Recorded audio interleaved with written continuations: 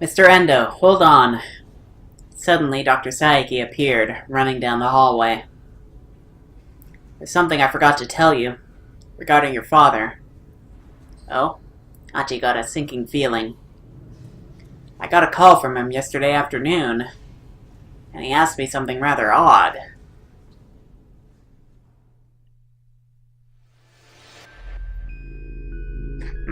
Preparations for a transplant.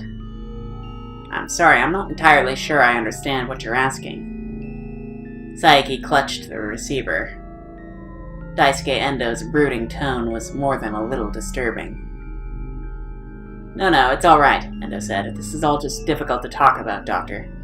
Please, forget I said anything. There's just one important thing I wanted to let you know. Yes? There's going to be a brain-dead woman coming your way at probably around 9 o'clock this evening, I expect. Her blood type is Bombay. Bombay was the extremely rare blood type that Endo's daughter, Suzune, possessed. Any transplant donor for Suzune would also need to have the Bombay blood type. Since she has the same blood type as Suzune, the transplant itself isn't an issue, Endo continued. The only thing I'm concerned about is whether the procedure can be done within the limited time window. And I hate to trouble you, but I just called because I think it would be best to prepare for the surgery as soon as possible. The more Saiki heard, the more disturbed he grew. Yeah, that is disturbing. Like, is he just gonna go make someone brain dead and deliver them to the hospital? It felt like he was listening to this man go on about some strange delusion. Doctor, please, just take good care of Suzune. With that, Endo hung up.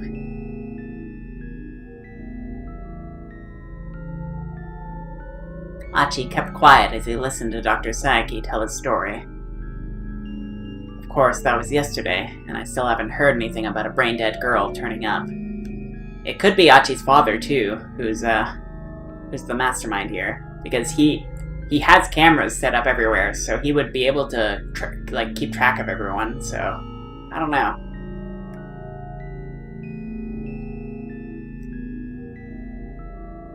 After all, only God would know when someone would wind up in a state of brain death. But still, there was just something very strange about what your father said. It was as if he was certain that someone was going to wind up brain dead, or... Just stop right there, Achi exclaimed. Stanley and Hitomi turned in surprise. They were still in the middle of their wireless call to the police. Don't get me wrong, the doctor said hastily. I'm not trying to imply that your father would hurt anyone. What I'm worried about is your father's mental state. No, Achi interrupted him again. That's not it. His own words from earlier spun within his head. So long as we have these cameras, this guy has nowhere to run. The security cameras. I'm sure this is the place. The man with the cane. He'd been on the phone with someone.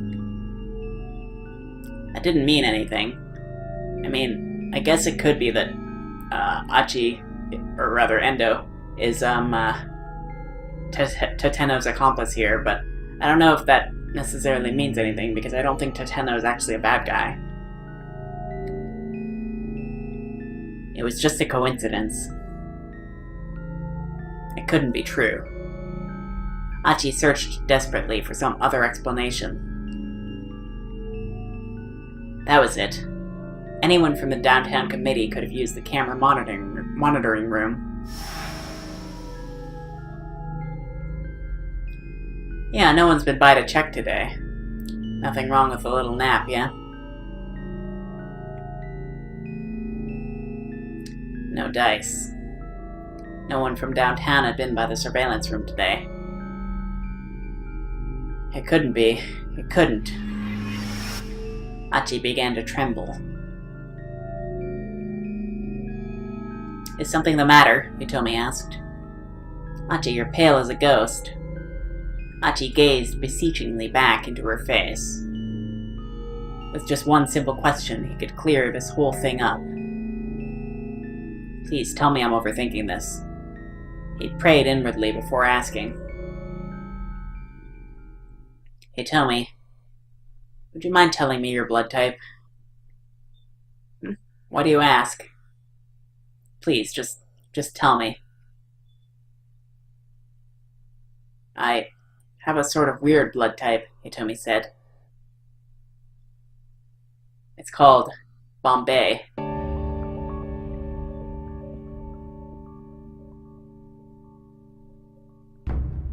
The last piece of the puzzle fell into place. There was no longer any room for doubt. I still think there's room for doubt, but that phone call is pretty damning. Yeah, I don't know. There's probably no room for doubt. You know what? I don't think, though, that... I bet you anything, Tatena was probably using the police cameras, while, the other people, like the Alcarawan, was using, maybe he was using Endo's cameras. Achi found himself facing a sad and painful truth. Why? Why? With an anguished scream, Achi punched the wall as hard as he could. But his fist still didn't hurt as much as his heart.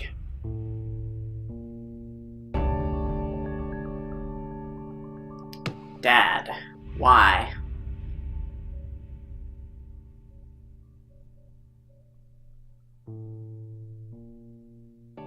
And there's his to be continued.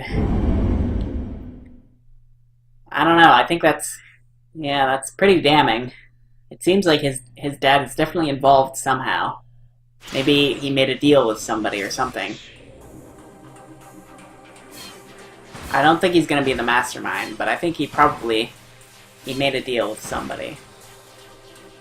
Okay, so now we can keep going with Minorikawa.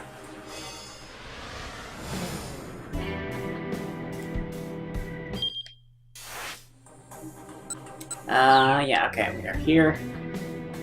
You look tired, sir. Yeah, I guess so. His reply was barely audible.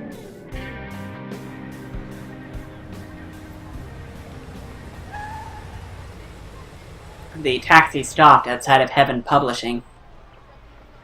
Minorikawa left a 1,000 yen bill on the seat and exited the cab.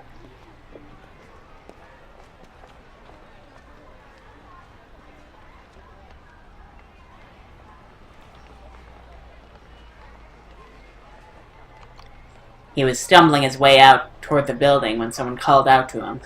Let me guess, this is going to be, that journalist girl, who I forget the name of right now. Mr. Minorikawa! Oh. That's, Kenji. For a moment, Minorikawa didn't recognize the man now idling his sedan at the curb, but when he took a closer look, he realized it was Kenji Osawa. Oh, Mr. Osawa. Sorry, but I haven't been able to look into that thing you asked about yet. I see.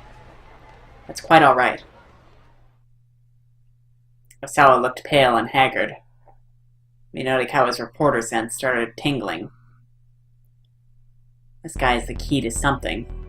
He recalled what he'd heard the detective and his buddy talking about back at the scene of the explosion. Roughly 8 hours ago, they infected Maria Osawa with the UA virus. If we don't administer Kenji Osawa's antiviral before she develops symptoms...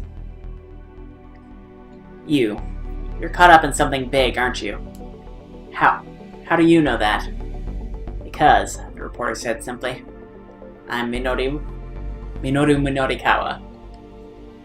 Osawa rolled his eyes. Well, that'll make this simpler, I guess. Get in. I'll tell you everything. Minorikawa hesitated. This might be his big chance to land a beyond incredible scoop. Yet it felt like it was too late to matter. Still, landing a major story, selling out an issue of 4-star general gossip, and putting Heaven Publishing on the road to solvency, all that was the least he could do in Toyama's memory. You don't drop a story until you have what you need. Maybe it was too late to save Toyama, but Minorikawa got in the car. Osawa's tale was beyond anything Minorikawa had imagined. So, they send you threatening emails, devise a plan to kidnap your daughter in order to get the antiviral. And now that that's failed, they're turning to bioterrorism. But if you really think about it, they would not have killed Tanaka if their goal was to get the antiviral. Because he and Kenji are the only ones who can get into that lab together. Or they need both of their authorization, right? So it seems like killing him is like antithetical to their goals, if that's the case.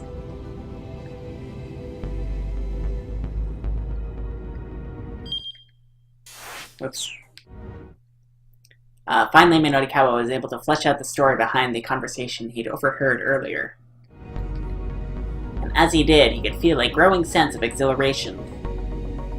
So, basically, they're now effectively holding all the people in Shibuya hostage and demanding the antiviral, is that it? Before Osawa could answer, a new idea occurred to Minorikawa. Wait, hold on. Why didn't they just start by holding the whole city hostage? Why did they need to go through all the trouble of kidnapping your daughter? I don't know, Osawa said, shaking his head. Perhaps they wanted the ransom money. For a mere 50 million yen, I can't imagine international terrorists bothering for that much. You can't know how terrorists think, Osawa spat. Let's just assume, though. Could there be some other reason they abducted your daughter? Osawa didn't reply. He was probably too preoccupied with finding a way to save his infected daughter to think about anything else. Still, something about the course of events didn't quite add up to Minorikawa.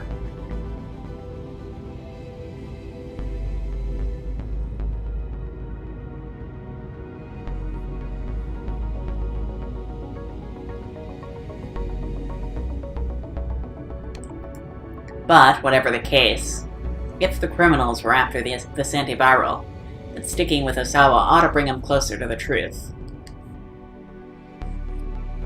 Minorikawa was still mulling that over when they arrived at the laboratory.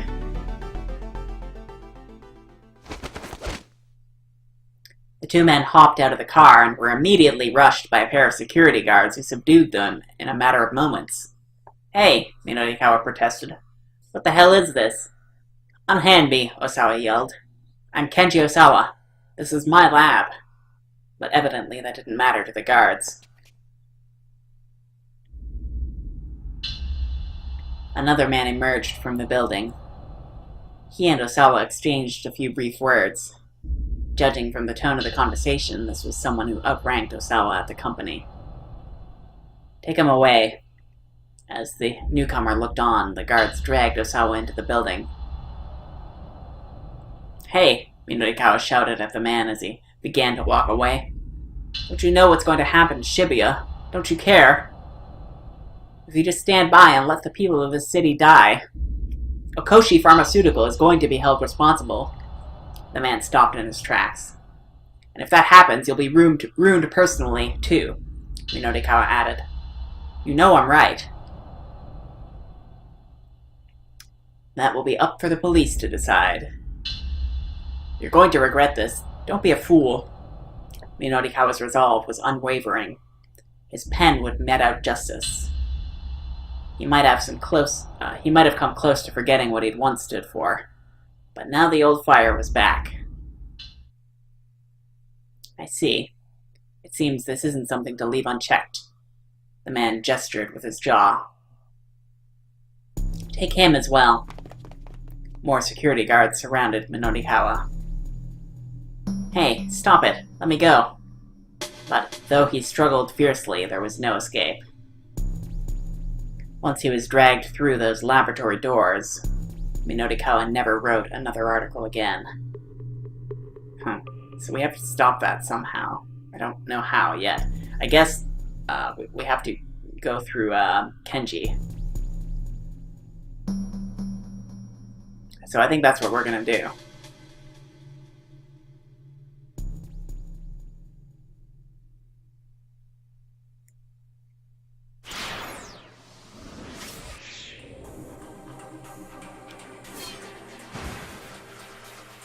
So, do we want to jump to him? I don't think it'll let us, but yeah, it won't let us, so let's just ignore that for now.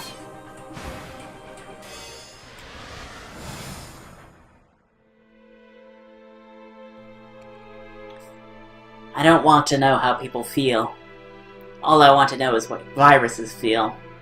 I prefer viruses because they make no move to encroach on me from the other side of my microscope. They leave me free to let my thoughts wander as I wish. And while it may be true to say I understand viruses, I have never been able to understand my fellow humans. I don't know them. I don't know a single fundamental thing about them.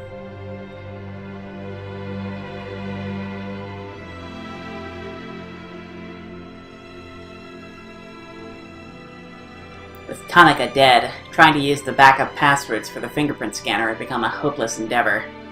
The only remaining means of gaining entry to the storage area was to issue an emergency unlock request to the electronic lock manufacturer. And in order to do that, they needed approval from 6 members of the board of directors.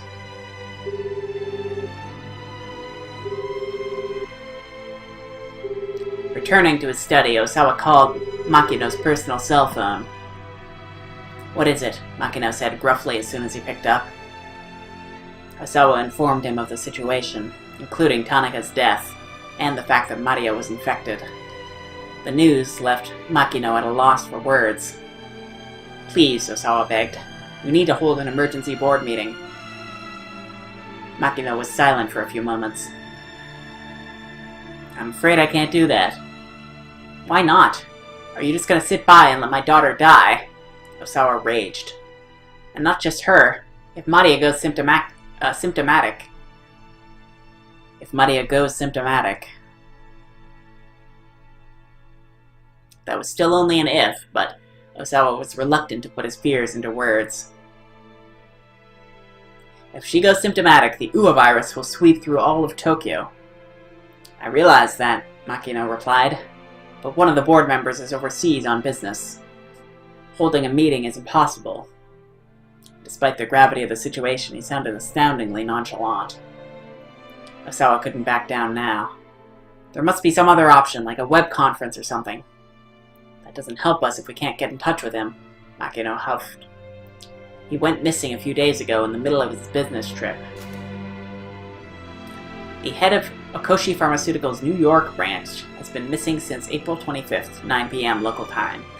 There have been no demands for a ransom, and so the New York Police Department is investigating the possibility of some other form of foul play. Yeah. So it definitely sounds like the company that was trying to scout out Kenji in America is probably the one that's mainly responsible for this, and whoever's in charge, or whoever's the mastermind here, is probably associated with that company heavily.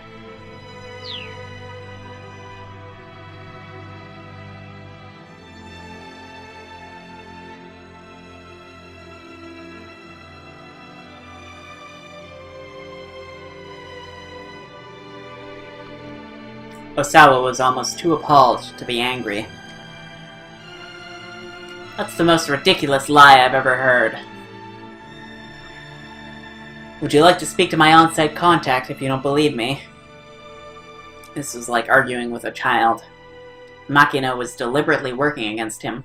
He'd never know if this disappearance was real or not.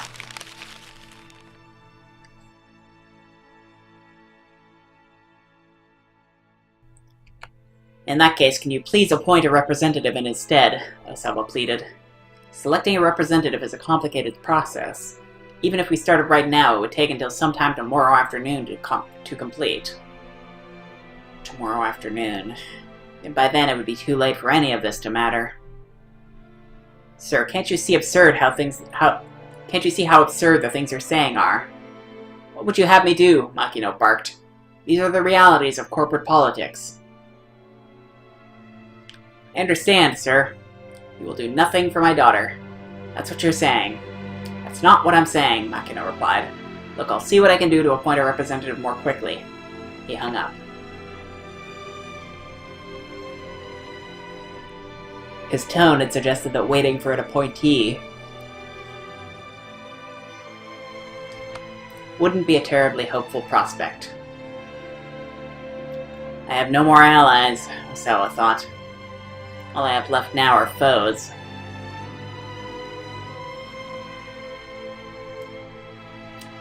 Let's see what happens if we don't do this.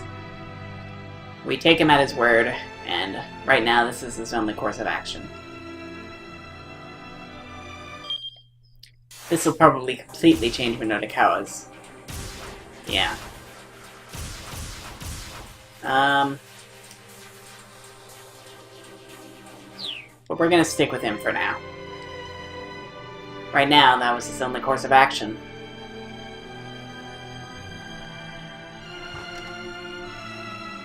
Osawa sat down in front of his computer and quietly closed his eyes. If only I could just go to sleep and wake up tomorrow morning and find all of this resolved. All I'm asking for is a miracle. But he knew reality would never be so kind. He could hold his eyes shut as long as he wanted, and it wouldn't make this hopeless situation go away.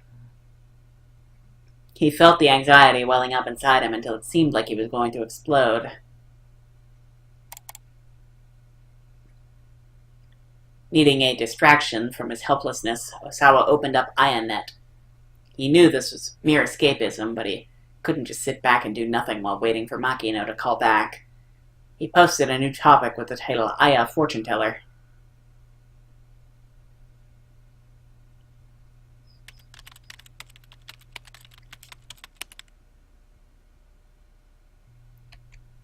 I tried the Aya Fortune Teller. My results basically said I was a bad person who can't connect to the people around me. You know what? That's exactly right. I'm only interested in my own little world. That's probably why my wife and my assistant at work got so fed up with me. It's the same with my 2 daughters. What sort of things are they interested in? Do they have a lot of friends? What are their aspirations for the future? I don't know any of that, any of those things. It never even occurred to me to find out. I'm such a terrible father.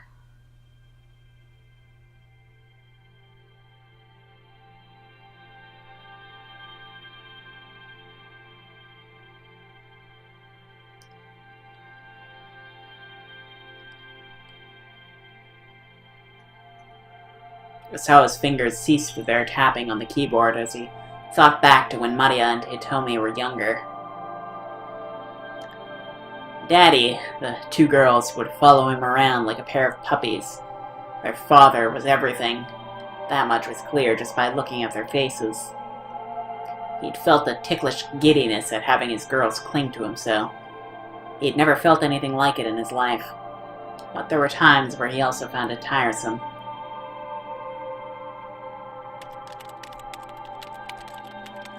I'm sick of being the person I am. There's nothing I can do about that, though. I'm sure it's far too late for me to change. He poured out all his negative emotions into his post. It felt like a stream of consciousness drivel, but he didn't hesitate to write it down all the same. He wanted other people to know what a miserable excuse for a human being he was.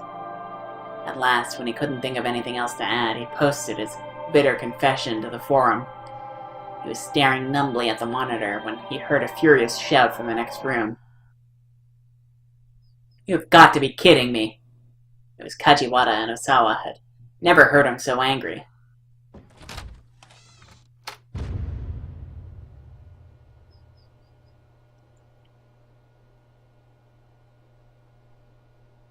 Osawa headed into the living room and found Kajiwara embroiled in a vehement argument with the other detectives.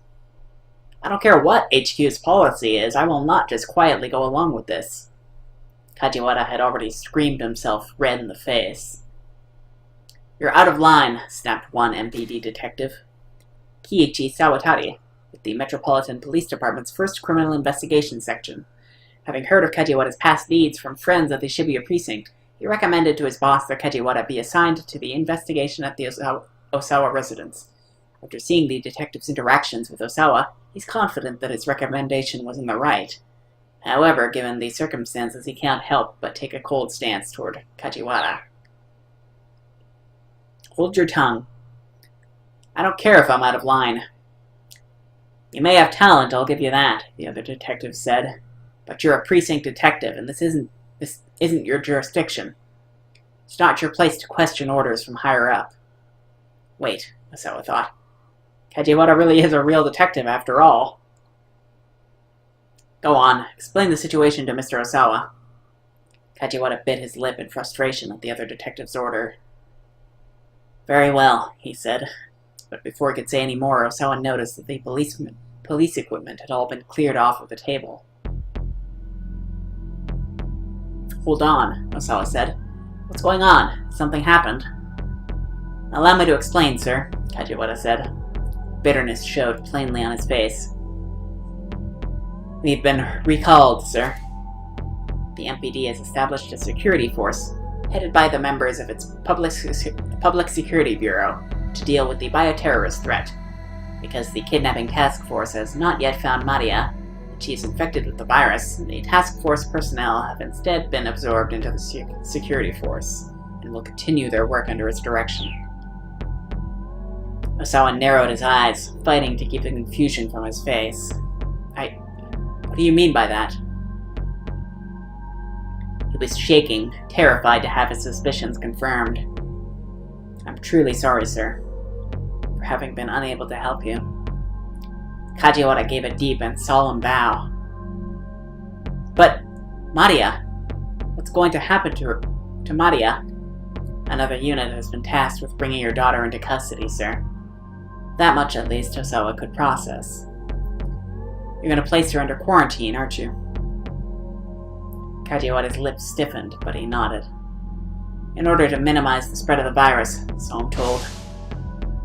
No, Osawa cried. You can't do that. If you do, there won't be any way to save her. His head spun. Please, I beg of you. You need to get Maria to me. I might be able to save her. When Kajiwara didn't respond, he turned to the other detectives. Please, don't. You can't place Maria under quarantine. But the detectives' only answer was to avert their eyes. Why are you all ignoring me? Please, you have to listen. If you bring her to me, I can figure something out. I know I can. He plunked himself down on the floor, yelling and flailing his arms like a child throwing a tantrum.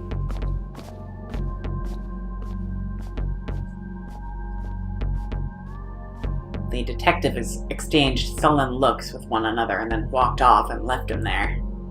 He knew he must be a sorry sight, but nevertheless he kept shouting after them. Please, don't stand by and let my daughter die.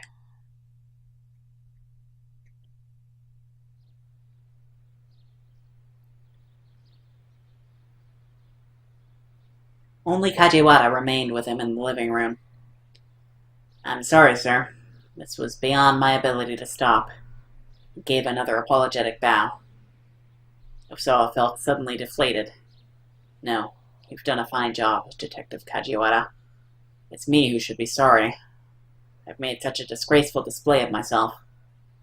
That's not true, sir. In fact, I'm deeply moved. I can tell how much Maria must mean to you. Osawa shook his head. If I'd really been thinking about Maria, I would have made an effort to work with you detectives more. That was all just self-absorbed shouting, a moment of emotional selfishness. And yet, as a result, you convinced me to stay here with you. Kajiwara proceeded to pull out his phone and put in a request with the task force headquarters to remain at the Osawa residence. He got into a heated spat with his commanding officer, but ultimately received permission to stay on as the police liaison with Osawa. Well, the detective said when he'd hung up, you see, there are some people who are legitimately moved by a parental display of emotion. Even if I'm not certain that I can do very much in staying here with you. That's not true, Osawa replied. There's plenty you can help me with. He looked into Kajiwata's face and smiled. For instance, I can have a banana whenever I want. You find things that have gone missing. That fried egg on rice you made me was delicious. Well, number 2 is the only one that seems even slightly practical here. So that's what we're gonna check next time. And if we hit a dead end, then we're gonna be checking with Minori before we change what we do here. So I want to see where this leads. But until then, we're just gonna go with this one next time. I believe, yeah, we can just jump straight there. So until then, take care, and I will see you then.